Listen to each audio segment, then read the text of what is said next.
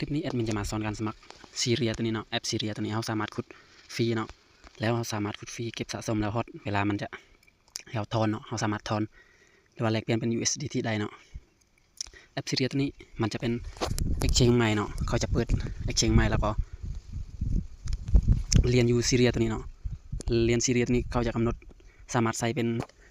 ค่าธรรมเนียมเพื่อโอนย้ายเรียนอื่นๆได้เนาะคล้ายคือกับ BNB นั่นเองเนาะแต่ว่าตัวนี้มันแพลตฟอร์มใหม่เนาะแล้ว Exchange ใหม่ที่เขาเปิดมาใหม่ๆเนาะเขาจะให้เราขุดฟรีเนาะเอาไปเบิ่งวิธีสมัครกันเลยเนาะก็คือให้ทุกคนโหลดแอปซีเรียตัวนี้มาก่อนเนาะแอปตัวนี้เนาะให้ทุกคนไปโหลดในแอป Play Store แล้วเนาะแล้วมาสมัครกันเลยผู้ใดที่โหลดแล้วเนาะไปเบิ่งกันเลยเมื่อทุกคนโหลดแล้วเนาะคลิกเข้ามามันจะเป็นหน้าต่างแบบนี้เนาะถ้าคำแปลขึ้นเป็นภาษาอังกฤษหน่อยไปเปลี่ยนภาษาอีบอนนี้เนาะเปลี่ยนภาษาบอนนี้ก่อนเนาะให้ทุกคนเข้าใจภาษาที่ตัวเองเข้าใจเนาะแล้วกดเริ่มเลยมันเองแบบนี้เนาะให้เรากดบอลคำว่าดำเนินโดยอีเมลตัวนี้เนาะแล้วให้เราป้อนอีเมลของเราลงไปเลย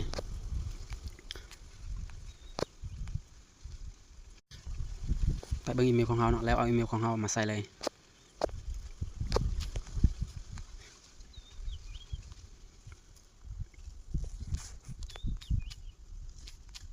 แล้วกดถัดไปเนาะเมื่อทุกคนป้อนอีเมลสำเร็จแล้วให้ลากตัวนี้มาให้จำเนาะให้ยืนยันว่าเขาเป็นมนุษย์เนาะเพราะหน้านี้เนาะมันจะส่งรัด6 หลักเนาะไปหาอีเมลของเราเนาะเขาก็ไปเบิ่งในอีเมลของเราเลย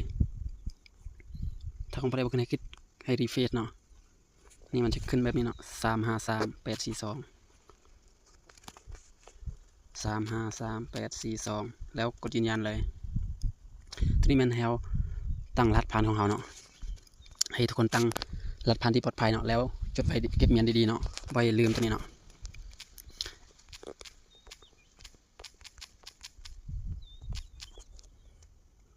มีรหัสตัวเทิงกับตัวลมนี่ให้ตั้งคือกันเนาะตัวเทิงแม่นเราตั้งรหัสผ่านส่วนตัวลมแม่นเรายืนยันเนาะว่าเราตั้งแล้วเราจื้อเนาะแล้วกดถัดไปเลยมาหน้านี้เนาะให้เรากรอกรหัสแนะนำเนาะให้ทุกคนเอารหัสอยู่แปะหน้าจอตัวนี้ใส่เลยเนาะตัวนี้เนาะ SNOXLGNB ตัวนี้เนาะแล้วกดส่งเลยเมื่อทุกคนป้นรหัสตัวนี้แล้วเนาะเราจะมีแฮงขุดเนาะ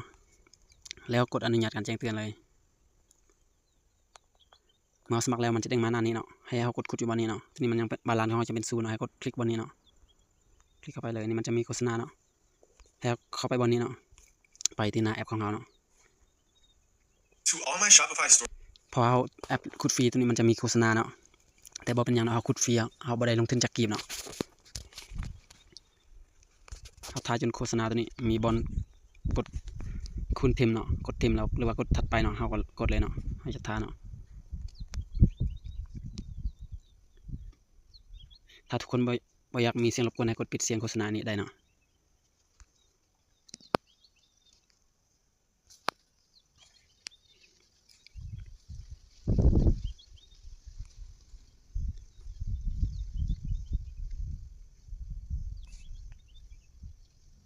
เมื่อโฆษณาสิ้นสุดให้มีบอลกดปุ่มไอคูณนี่ครับกดทิมเลยเนาะแล้วมันจะเด้งมาที่หน้าแอปของเราเลยเนาะกดไปที่แอปของเราเนาะนี่มันจะมีให้กดแบบนี้เนาะเลขมันจะรันขึ้นเปลี่ยนไปเรื่อยๆเนาะหรือว่ามีการเล่นเกมอย่างต่างๆเนาะ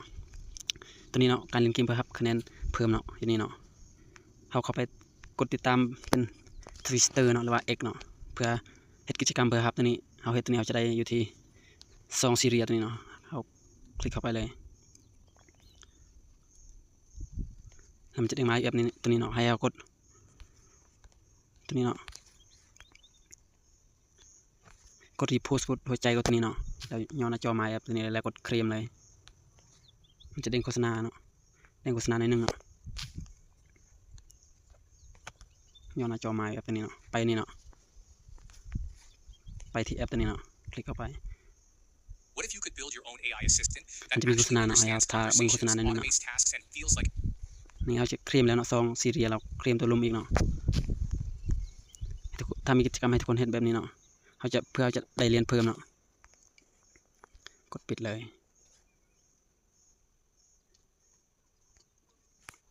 กดเคลมเนาะ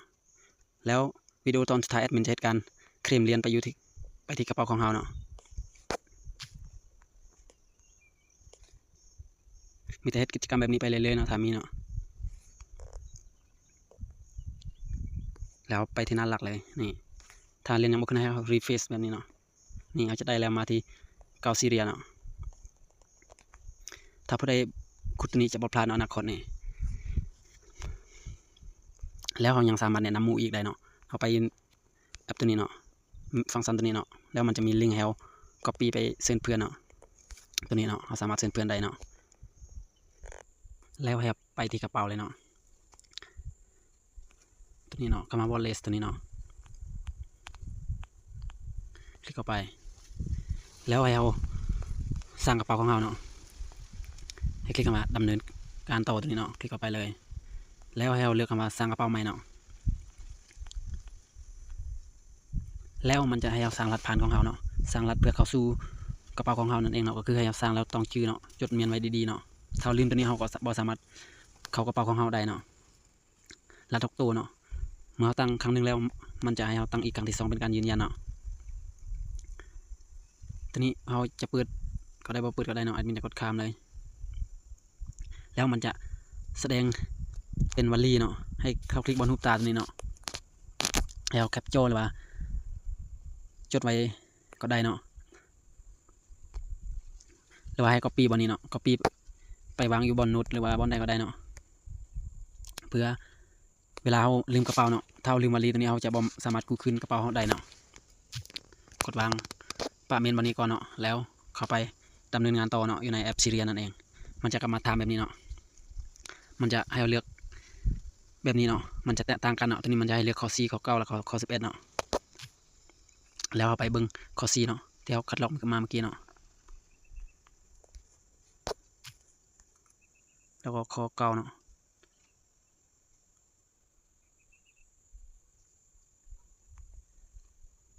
เมื่อกดเรียงให้มันครบแล้วกดยืนยันเนาะถ้ามันทึกมันจะผ่านเนาะถ้าบ่ทึกมันจะบ่ได้เนาะกำลังสร้างกระเป๋าของเราเนาะนี่มันได้แล้วมันให้เราปนรหัสผ่านเนาะที่เราตั้งเมื่อกี้เนาะเพื่อเขาเบิ่งแอปกระเป๋าของเราเนาะอนุญาตการแจ้งเตือนเลย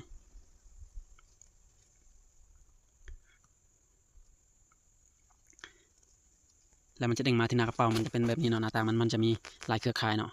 เขาอัปเดตมาใหม่ๆเนาะมันจะมีเครือข่ายอีเธเรียม BNB โพรกอนเนาะโซโลนาแบสแบบนี้เนาะถ้าผู้ใดโอนย้ายต้องได้เติม BNB มาแต่กระเป๋าอื่นเนาะเติมมาในกระเป๋ามาแต่ใบแน่เนาะหรือว่า OKX หรือว่า Bybit เนาะ Maxim มันยังก็ได้เนาะเติมเข้ามาเพื่อเป็นค่าธรรมเนียมเนาะค่าแก๊สนั่นเองเนาะแล้วมาเหตุการณ์สามารถย้ายเหรียญที่เราขุดเนาะไปในกระเป๋าของเราได้เนาะบาลานซ์ตัวนี้เนาะหรือว่าจำนวนเหรียญที่เราขุดมาเนาะเมื่อ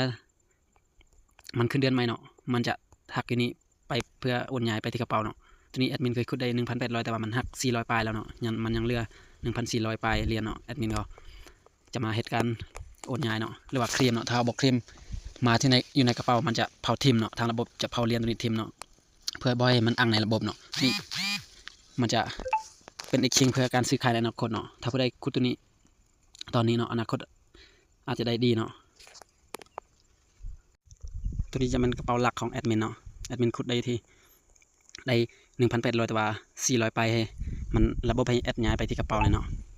วิธีย้ายเหรียญไปที่กระเป๋าเนาะ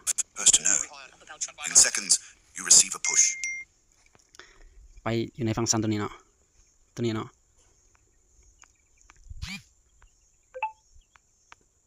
คลิกเข้าไปเลยนี่ตัวนี้มันจะให้ย้ายอยู่ที่ทั้งหมดอยู่ที่413ซีเรียเนาะการย้ายตัวนี้มันจะให้เราเติมเป็น BNB เพื่อเป็นค่าแก๊สในการโอนย้ายเนาะแอดมินก็ทำการเติมเข้าไปแล้วเนาะแอดมินจะคลิกเข้าไปตัวนี้เนาะคลิกเข้าไปเลยโอนย้ายมันจะหักค่าธรรมเนียมอยู่ที่ 0.001507 BNB ตัวนี้เนาะตัวนี้มันจำนวนเหรียญที่มีทั้งหมดเป็น BNB เนาะแล้วเหรียญตัวนี้มันจะหัก 3% เนาะในจำนวนเหรียญทั้งหมดของเราที่เรากดโอนย้ายไปที่กระเป๋าเนาะให้กดบอลสีขาวตัวนี้เลยเนาะมันจะเหตุการณ์โอนย้ายให้เราเนาะมันจะเป็นโฆษณาหนึ่ง